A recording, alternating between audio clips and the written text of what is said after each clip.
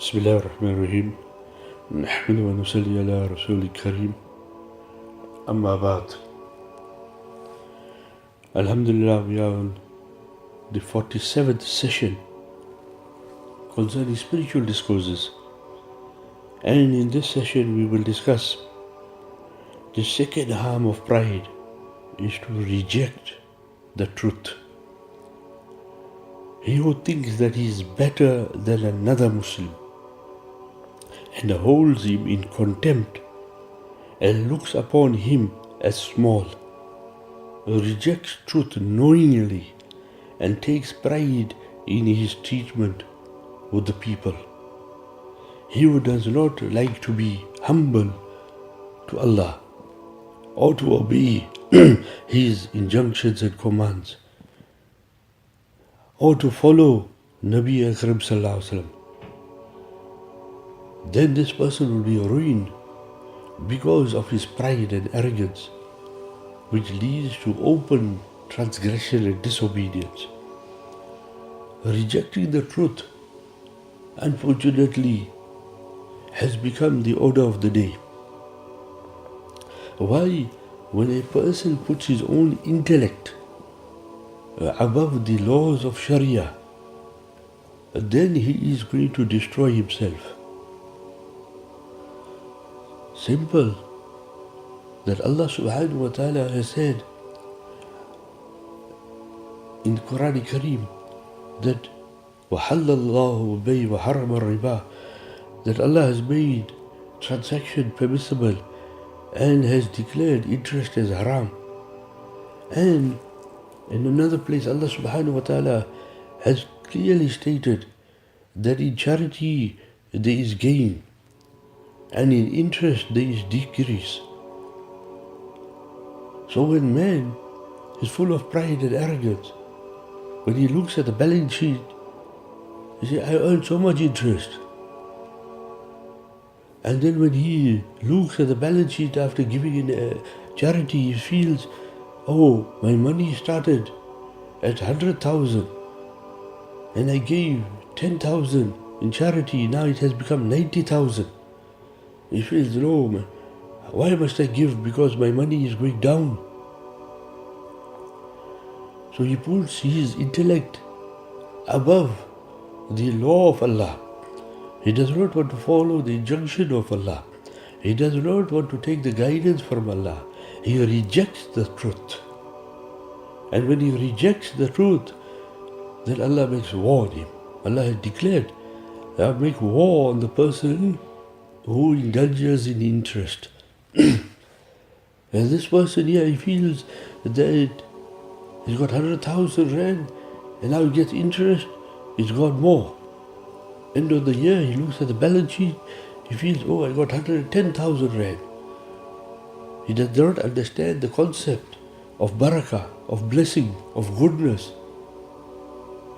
Because this is not confining to his logic and intellect. So he decides, no, I'm not giving charity, I'm taking interest. He decides, not giving zakat, I'm taking interest. So there is no purification of his wealth. As a result, he is going to self-destruct. He is going to implode. He is going to destroy himself. He thinks he is wealthy, but he is drowning in interest, and sooner or later the wrath of Allah subhanahu wa ta'ala will finish him up. Why? Of pride. Because he's giving his intellect. He thinks he is logical, reasonable, rational by looking at the balance sheets of interest taking and charity giving. But when a person has firm faith in Allah, then he'll give charity. Look around. Even in our age we can see it. Those who give charity are becoming more richer day by day, month by month, year by year. And those who are holding back, they are becoming poorer. They are not happy. No peace, no tranquility, no smile on their face, no nur in their face, on their face. And when we talk of charity, what great mistake we are making. We think charity is only for the rich man. Wallah, all those who are listening, listen carefully, that you too become habitual in taking out your zakat and taking out 1-2% of charity. 1-2%. You may feel this is a lot. But you start giving charity, you will see so much of barakah in your life. Do not worry. You may think 1-2% is very little amount. But wallah, it is a very large amount in the eyes of Allah. Remember, pro rata you will be rewarded. Understand carefully what I am saying. Pro rata you will be rewarded. 1 millionaire, he gives 2% charity. And one person who is breaking even, I will say, but he's giving zakat, he gives also 1% of his wealth. He will be getting the same reward as that millionaire giving 1% in charity. And this person here who's just breaking even, he's giving his 1%. They'll get the same reward. Because it's that 1% counting. Not from that million or not from that person who's breaking even.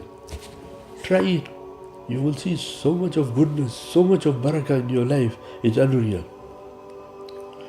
There are many out there who give 2.5% zakat of their wealth and 2.5% lillah of their wealth. And they are becoming richer by the day. You try it.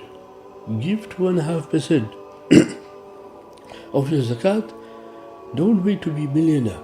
And give 2.5% lillah. Do not go to the restaurant for the amount of times you're going. Give. Obey the law of Allah and see the barakah. Do not put the intellect before the clear laws of Allah. In the hadith, Nabi Akram Sallallahu Alaihi Wasallam said that war is declared upon the person who harms, injures the wali of Allah, the friend of Allah. And first step of criticizing great personalities like the Anbiya alayhi salam is when the person starts talking ill of his alim, the ulama, Rabbani, Haqqani. If the alim is one who is enjoining what is good and forbidding what is evil, and if that alim is from the Ahl Sunnah wal Jamaat, and if that alim is truly following the Sunnah and the Quran Kareem, and if that alim is steadfast on truth, forbidding what is evil, and if that alim is a true alim, and not one who is flexible according to the circumstances, not one that in his country he abstains from video photography, shaking hands with ladies, but when he goes overseas he does everything, and not one who in one circumstances he does something, he sings the tune of the public, not that one. Not one that he is eating haram and telling others to eat haram. Not one who is legalizing everything and anything. Not one that who is sanctioning innovation. Not one who is swaying with the wind with his decisions. That's why mockingly the public nowadays tell us that, are you a grand mufti? Meaning that will you take a grand, 1,000 rand and change your ruling? How pitiable the situation has become that they mock us like this. Why? Because unfortunately there are those who give one ruling to the rich man and one ruling to the poor man. I've seen this. I've seen this verbally and I've heard this verbally and I've seen this in writing. One ruling, and out of pride, because some mufti said something, no, because I don't like that mufti, I will rule against his ruling. Not for the sake of academics. No, because you got differences, personal differences with that alim. So we should be very careful. So the first step is a person would criticize his good alim. Then he would go a little higher. He will start criticizing the great scholars in Islam. He will criticize the saints of Islam. And he will start rejecting their karamats, their miracles. He will look down upon everything and anything that does not sound logical. And then he will speak ill of the stories of the saints, which are reliable, authentically proven. Yes, fabrications, concoctions, no one is actually one to believe in. Weird stories, especially narrated to Hazrat Shaykh Abdul Qadir Jalani Rahmatullah Alayhi. Those weird fabrications and concoctions, no one has to listen to. No one has to believe. But authentic, reliable, well-documented miracles of the awliya, that we should rely on. But it has to be reliable and authentically proven. And then the person would start criticizing the great scholars, the muhaddiseen, like Imam Bukhari Rahmatullah Alayhi, Imam Muslim Rahmatullah Alayhi, Imam Tirmidhi Rahmatullah Alayhi, Imam Abu Dawud Rahmatullah Alayhi, Imam Nisai Rahmatullah Alayhi. This person will start criticizing them now. He'll think he's better scholar than them out of pride. He'll reject the truth.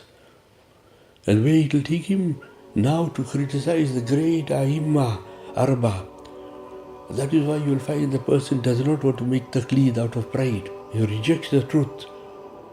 And he will now start criticizing the laws and rules and regulations expounded by these great Aimma Arba, the four great illustrious Imams of jurisprudence. And then he will start going ahead.